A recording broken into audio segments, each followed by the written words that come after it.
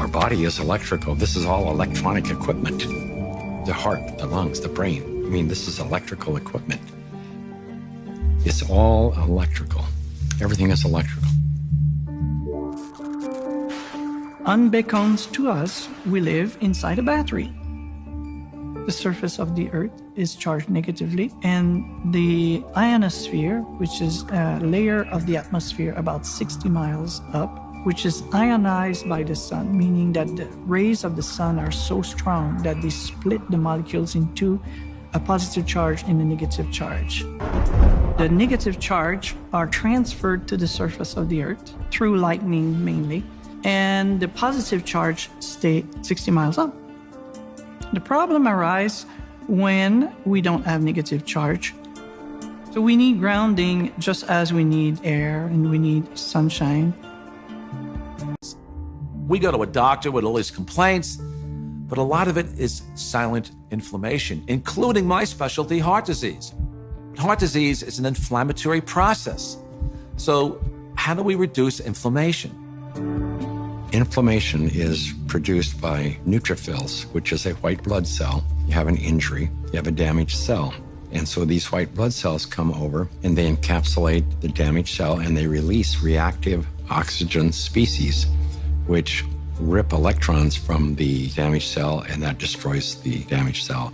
If there's not enough free electrons there to reduce the remaining radicals, they're going to steal an electron from a healthy cell and in the process damage it. Then the message goes out to the immune system and another neutrophil does the same thing, eliminates that cell, and then you end up with a chain reaction. Adenosine triphosphate is the energy currency of the cell. So we're bioelectrical beings. That's the currency of our body. That's how it works. That's how we run our biological systems, is by generating this electrical energy that's transferred. And when we connect to the Earth through a conductive surface in some way, there's a transfer of electrons that slowly go into our body.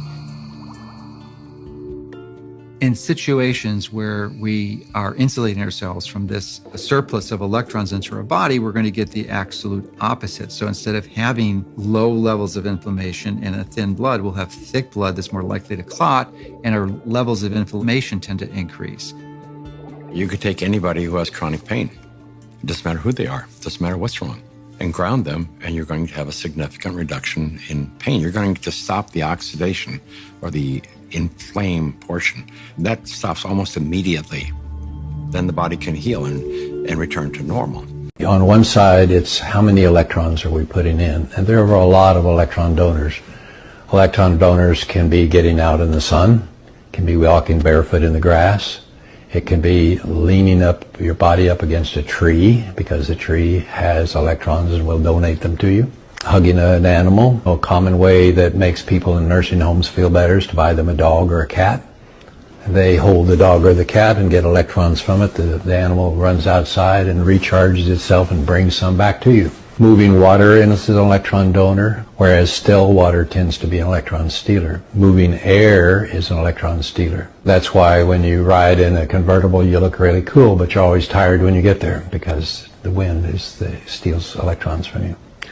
On one hand, we look at what things can put electrons in the body, and then what things steal them.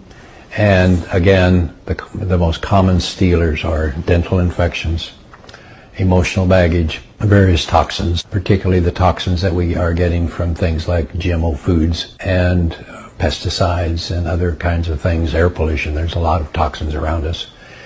And of course, one can almost include in the concept emotional baggage. They're toxins in a different way in that they rob us of voltage that we should be using for something else.